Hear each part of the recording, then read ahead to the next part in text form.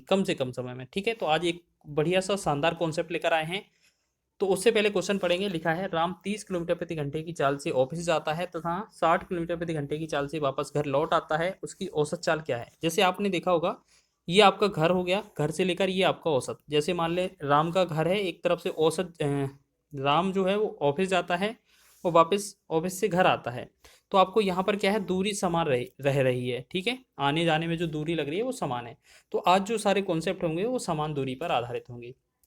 तो पहले जो जनरली अधिकतर सभी लोग बताते हैं उसको पहले देखेंगे, फिर एक अलग से तरीका देखेंगे। ठीक है, तो यहाँ पहली जो चाल है वो उसे हम x बराबर मानेंगे 30 किलोमीटर प्रति घंटा।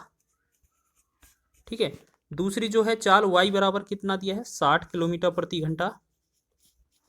अब देखो हमारे पास दो चाल दी हैं, अगर इनकी एवरेज स्पीड अगर निकाला जाए तो ये औसत चाल क्या होती है, हमेशा याद रखना। x और y अगर चालें दी हैं तो 2xy बटा में x प्लस वाई होगा। ये सिर्फ दो तक काम करेगा, तीन में थोड़ा बड़ा फॉर्मूला हो जाता है और इसी तरीके से ये बढ़ता चला जाता है फॉर्मूला। तो हमें क्या है, दो तक है तो आपका इस फॉर्मूले का सहारा ले सकते हैं।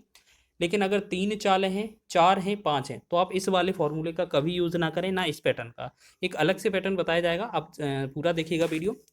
तो पहले इस वीडियो से इस तरीके से बताया जाए तो दो लिखेंगे, 30 लिखेंगे पहले, फिर 60 लिखेंगे, ये सभी गुणा में लिख दिया। अब 30 और 60 को जोड़कर नीचे लिख दिया तो ये 90। तो हमने देखा 30 दिया 90 हो जाएगा, तीन से तीन कम तीन, तीन से 20 दिया 60, 20 का दो में गुणा करेंगे तो ये बनेगा 40। तो 40 इस क्वेश्चन का आंसर है। देखो ये तो आपका फॉर्मूला बेस हो गया, लेकिन एक हम जो आपको बताने वाले हैं, आपका जो कॉन्सेप्ट काम करेगा वो किस पर, समान दूरी पर काम करेगा। ठीक है, समान दूरी पर। सबसे पहले क्या लिखना है, हमारा 30 किलोमीटर है, 30 किलोमीटर प्रति घंटा। दूसरा है 60 किलोमीटर प्रति घंटा, 60 किलोमीटर प्रति घंटा। अब आपको क्या करना है, इन दोनों से कटने वाली कोई वैल्यू मान लें। ठीक है, तो इन दोनों से कटने वाली वैल्यू जो है वो आपकी 60 किलोमीटर, 60 कट जाएगा ना, तो 60 इसको यहाँ पर मान लें। अब देखो 30 से 60 में भाग करेंगे दो बार जाएगा, 60 से भाग करेंगे ये 60 में एक बार जाएगा। तो मान लेते हैं पहले वाले ने 60 और दूसरे वाले ने 60, मतलब दोनों ने 60 60, कितना टोटल दूरी तो हो गई 120।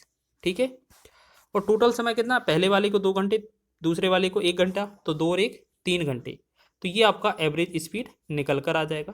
तीन से भाग करेंगे, तीन एकम तीन, तीन चौके 12 और 0, ये 40 किलोमीटर प्रति घंटा इसका राइट आंसर होगा। ठीक है, तो ये वाला जो पैटर्न है आपका, दो चाल, तीन चाल, चार चाल, पांच चाल, इस तरीके से कितनी भी चालें दी हो तो आपका एक बार में आंसर हो जाएगा। तो इसी तरीके का यूज करना है। जैसे अगला क्वेश्चन लिखा है, मयंक 10 किलोमीटर प्रति घंटे की चाल से स्कूल जाता है तथा 30 किलोमीटर प्रति घंटे की चाल से वापस आता है, उसकी औसत चाल क्या है। देखो घर से स्कूल और स्कूल से घर, दूरी उसकी समान हो जाएगी। तो हमें क्या करना है, पहली जो दूरी तय करता है वो 10 की स्पीड से, दूसरी तय करता है वो 30 की स्पीड से। मान लेते हैं इन दोनों से कटने वाला नंबर हमारा 30 है। ठीक है, तो 10 से 30 में भाग करेंगे 3 बार जाएगा, 30 से 30 में भाग करेंगे एक बार जाएगा। अब क्या है, हमारे पास एवरेज स्पीड पूछा है तो कुल दूरी कितनी होगी। कुल दूरी की बात की जाए, पहले वाले ने 30 और दूसरे वाले ने 30, तो यानी कि 60 हो जाएगी। या आप सीधा ऐसा करें कि जितने दो लोग हैं तो दो गुना कर दें, तीन हैं तो तीन गुना कर दें, चार हैं तो चार गुना कर दें। तो ये दो लोग थे, 30 के हिसाब से दो गुना 60 हो जाएगा। या आप ऐसे समझें कि पहले ने 30 दूसरे ने 30, 60 हो गया। पहले ने 3 घंटे दूसरे ने 1 घंटे, मतलब टोटल 4 घंटे। अब इसे काटेंगे तो ये 15 चौके 60 आएगा, 15 किलोमीटर प्रति घंटा। तो इसका आंसर होगा पहला ही विकल्प। ठीक है, तो इस तरीके से आप ये क्वेश्चन भी आसानी से लगा सकते हैं। अब दो क्वेश्चन क्या है, थोड़ा अलग टाइप पर लिए हैं, पर पैटर्न एक ही रहेगा, मतलब थोड़ा लैंग्वेज बढ़ा लिया है क्वेश्चन का। अब देखिए क्वेश्चन क्या लिखा है, यदि कोई साइकिल सवार तीन असमान चाल 10 किलोमीटर प्रति घंटा, 15 किलोमीटर प्रति घंटा और 12 किलोमीटर प्रति घंटे की चाल से तीन समान दूरी तय करता है, तो कुल दूरी के लिए उसकी औसत चाल क्या होगी। देखो हमने क्या बोला, समान दूरी लिखा होना चाहिए, समान दूरी के लिए कॉन्सेप्ट लगेगा। तो सबसे पहले 10 किलोमीटर प्रति घंटा, दूसरा क्या है 15 किलोमीटर प्रति घंटा, तीसरा क्या है 12। आप 10, 15, 12 से कटने वाला कोई नंबर ले लीजिए, आपको पता है ये इससे कटने वाला नंबर 60 हो जाता है। 10 से भाग करेंगे 60 में, 10 सिक्का 60, 15 चौके 60 और 12 पंचे 60। ठीक है, अगर हम बात करें एवरेज स्पीड की, तो औसत चाल कैसे आएगा, तीनों के द्वारा दूरी कितनी तय की गई, पहले ने 60, दूसरे ने 60, तीसरे ने 60, यानी कि 60 या 180, यानी कि 6 18, यानी कि 180 दूरी तीनों ने तय कर ली। तीनों को समय कितना लगा है, पहले वाली को 6, दूसरे को 4, तीसरे को 5 घंटे। तो 6 4 10 5 15, यानी कि 15 घंटे से हमें भाग करना है। तो 15 से भाग करेंगे, 15 एकम 15, 15 से 12 बार चला जाएगा। तो इसमें जो आंसर आएगा वो 12 आ जाएगा, 12 किलोमीटर प्रति घंटा औसत चाल। ऑप्शन नंबर तीसरा इसका सही है। एक और क्वेश्चन देखेंगे, ये आपके चार चाल पर आधारित होगा, इसी पैटर्न पर आधारित होगा। एक गाड़ी 3 किलोमीटर 3-3 किलोमीटर की लगातार दूरी को क्रमशः 10, 20, 30 और 60 किलोमीटर प्रति घंटे की गति से तय करती है। और उसकी औसत चाल क्या है? तो एक बात समझें आप, यहाँ पर 3-3 किलोमीटर लिखा है, सारी की सारी 4 बार दूरी। आपको इस 3-3 से कोई लेना देना नहीं है, क्योंकि लगातार लिखा ना 4 दूरी। अगर 3-3 किलोमीटर की 4 दूरी है, पहली 3, दूसरी 3, तीसरी 3, चौथी 3, तो ये सभी समान दूरी हो गई ना। तो आपको हमने क्या बोला, जब तक आपका समान दूरी का कॉन्सेप्ट रहेगा तो आपको इसी पैटर्न से लगाना है जो हमने अभी बताया है। पहले ने 10, दूसरा ने 20, तीसरे वाले ने 30 और चौथे वाले ने 40 के हिसाब से। तो इन दोनों के हिसाब से जो कटने वाला एक नंबर है, तो यहाँ पर हम 120 मान लेते हैं, ठीक है। तो 10 से 12 बार जाएगा, 20 से ये आपका 6 बार जाएगा, और 30 से ये 4 बार जाएगा, 40 से ये 3 बार जाएगा। तो अगर हम बात करेंगे एवरेज स्पीड की, तो औसत चाल की अगर बात की जाए, औसत चाल, तो टोटल दूरी दूरी कितनी तय की? पहले वाले ने, दूसरे, तीसरे, चौथे, यानी कि चारों ने 120 120 120 120 किलोमीटर अगर तय की है, तो 12 चौके 48, यानी कि चारों के द्वारा तय दूरी आपका 480 हो जाएगा। अब चारों का समय देख लीजिए, 12, 12, 6, 18, 18, 4, 22, 22, 3, 25, यानी कि 25 घंटे लगे हैं सभी को। तो यहाँ कैलकुलेट करके देखेंगे, 5 से 5 बार जाएगा 25, 5 से 5 9 45 हो जाएगा, और 3 5 का 30 हो जाएगा, ठीक है। इतना समझ में आया? अच्छा, ये क्या है, रॉन्ग हो गया क्वेश्चन। क्वेश्चन में 60 दिया था, तो देखो ये दोबारा से लिखेंगे इसको। यहाँ पर क्या है, गलती से हमने 40 लिख दिया था। 10, 20, 30 और ये 60। तो अब इन सभी के द्वारा कटने वाला जो नंबर है वो 60 ही हो जाएगा। ये 60 था ना, लास्ट में हमने जल्दी से 40 लिख दिया था, तो गलत हो जाएगा। 10 से 60 6 बार में, 20 से 3 बार में, 30 से 2 बार में, 60 से 1 बार में। तो हमने देखा ये कितना सारा कट गया। अब एवरेज स्पीड निकालना है, तो कैसे निकालते हैं हम? टोटल पहले, दूसरे, तीसरे, चौथे ने सभी ने 60-60 किलोमीटर दूरी तय की, तो 6 चौके 24, यानी कि 240 तो तय कर ली दूरी। अब समय कितना लगा है? पहले ने 6 और 3 9, 9 2 11, 1 12, यानी कि 12 घंटे सभी को टोटल टाइम लगाया। अब काट देंगे इसे, 12 कम 12, 12 दूना 24 और 0, यानी कि 20 किलोमीटर प्रति घंटा जो होगा इस क्वेश्चन का राइट आंसर होगा। वो गलती से मिस्टेक हो गया था। कुछ महत्वपूर्ण क्वेश्चन लेकर आए हैं जो आपके एग्जाम में पूछे जा सकते हैं। इस तरीके से आप बनाइएगा, बहुत ही आसान प्रश्न है। लिखा है पहला क्वेश्चन, एक व्यक्ति एक निश्चित दूरी 60 किलोमीटर प्रति घंटे की गति से तय करता है और वापस आरंभिक बिंदु पर 40 किलोमीटर प्रति घंटे की गति से लौटता है। कुल यात्रा के लिए व्यक्ति की औसत गति ज्ञात करें। देखिए, कभी भी इस तरीके का क्वेश्चन लिखा हो और आपको ऐसा लग रहा हो कि कोई भी दो चाल आपको दी जा रही है, तो एक का वैल्यू आपका x बराबर हो जाएगा 60 किलोमीटर प्रति घंटा, और दूसरा जो चाल होगी वो हो जाएगी आपकी y 40 किलोमीटर प्रति घंटा, ठीक है। ये चीज़ आपको क्या है, दोनों स्पीड आपको लिख लेनी है। अब आपके लिए औसत चाल जो होगी, एवरेज जो स्पीड होगी, आपका औसत चाल एवरेज स्पीड जो होगी, उसका मतलब फॉर्मूला जो होता है वो बनेगा 2xy और अपॉन में x प्लस वाई, ठीक है। सीधा आप सॉल्व करेंगे तो 2 लिखेंगे मल्टीप्लाई में, और यहाँ पर 2 लिखेंगे गुणे में लिखेंगे, फिर आपका x आपका 60 मान लेते हैं, और आपका y 40, बटा में क्या करेंगे, इन दोनों का योग, x प्लस वाई है ना, तो 60 और 40 बटे में 100 लिख देंगे हम, ठीक है। तो ये चीज़ हम क्या करेंगे, 100 लिखेंगे नीचे। तो याद रखना ये चीज़ हमारा 100 हो जाएगा, ठीक है। तो ये चीज़ आपको नोट करके चलना है, ठीक है। तो यहाँ पर क्या हो जाएगा, 100 हो जाएगा, ठीक है। तो 2 जीरो से हमारा ये वाला 1 2 0 2 0 कट जाएगा हमारा, ठीक है।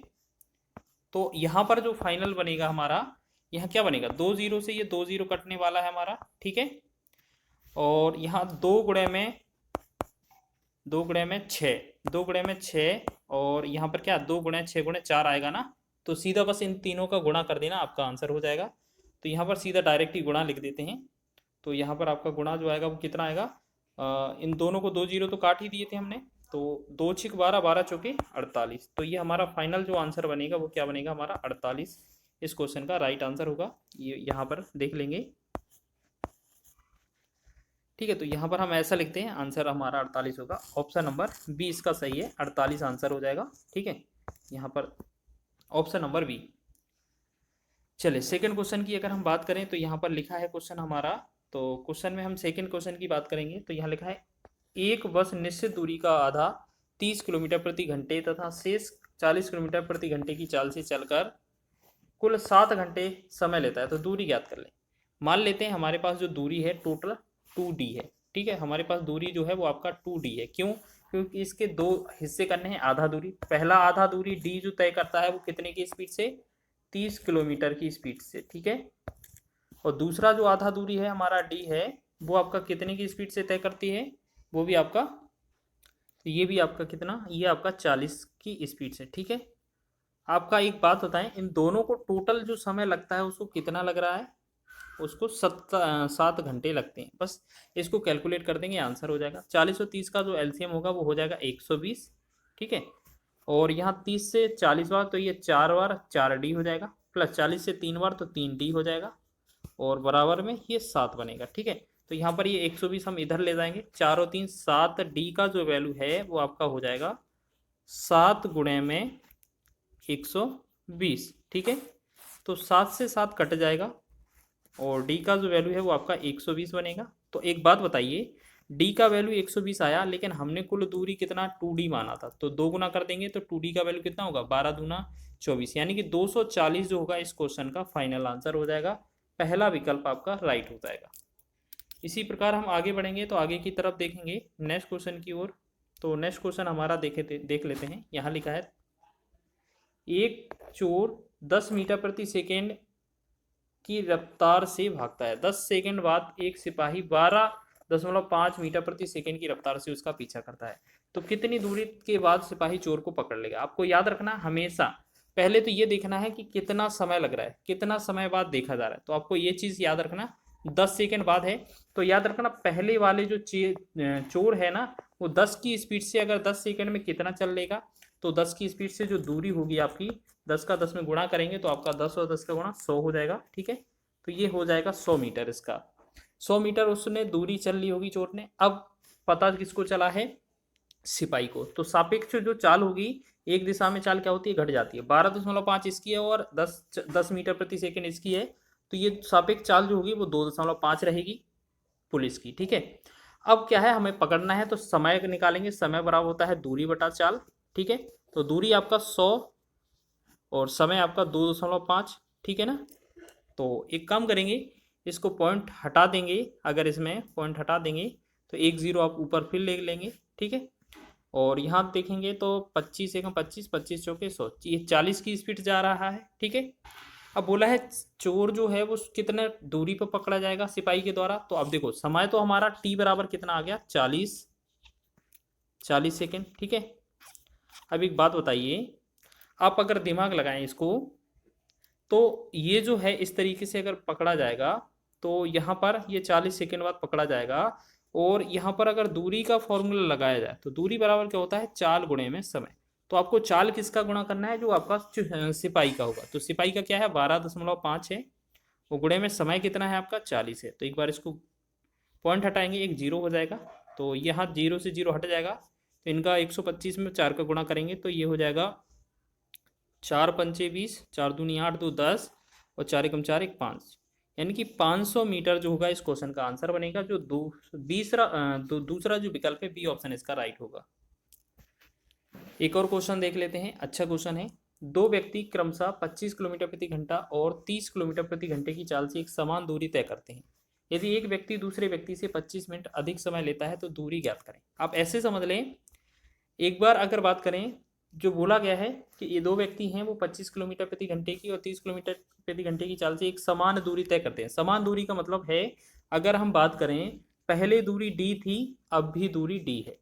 पहले जो है वो 25 किलोमीटर प्रति घंटे की रफ्तार से तय कर रहा था, अब जो है वो 30 किलोमीटर प्रति घंटे की रफ्तार से। इनका जो डिफरेंस है वो समय निकलता है, वो कितना निकलता है, 25 मिनट, ठीक है ना। अब 25 मिनट की जगह हम क्या है, घंटे में चेंज करेंगे, तो बस इसे 60 नीचे लिख लेंगे, बस इससे क्या है, कैलकुलेशन आसान हो जाएगी। अब 25 और 30 का जो एलसीएम आएगा वो हमारा कितना हो जाएगा, आप ऐसे समझें 150 आ जाएगा, ठीक है। तो 25 छक्का 150 हो जाएगा, तो 6D यहाँ पर लिखेंगे, फिर 3 5 15 5, 5D यहाँ लिखेंगे, और बराबर में ये 25/60, ठीक है। अब चाहें तो हम यहाँ पर कुछ वैल्यू कट कर सकते हैं और अपना आंसर निकाल सकते हैं। तो ऐसे करेंगे कि नीचे से 1 0 से 1 0 कट गया, 3 दूना 6, और 3 से 3 5 15। हम देखेंगे 2 से एक बार, 2 से 12.5 हो जाएगा यहाँ पर, ठीक है, 12.5, और 12.5 का गुणा इस 5 से करेंगे, क्योंकि 6D में से 5D जाएगा तो एक D ही बचेगा। और यहाँ पर जो है अगर वैल्यू कट करेंगे तो यहाँ पर जो है 12, यहाँ पर देखो तो यहाँ पर 625 बनने वाला है वैसे ही तो, और गुणा करेंगे तो ये 625 होगा, लेकिन दशमलव की वजह से ये 62.5 हो जाएगा। तो दूरी क्या कह सकते हैं हम, कितना उसने तय की होगी, तो दूरी उसका कितना है, 62.5 है। तो ऑप्शन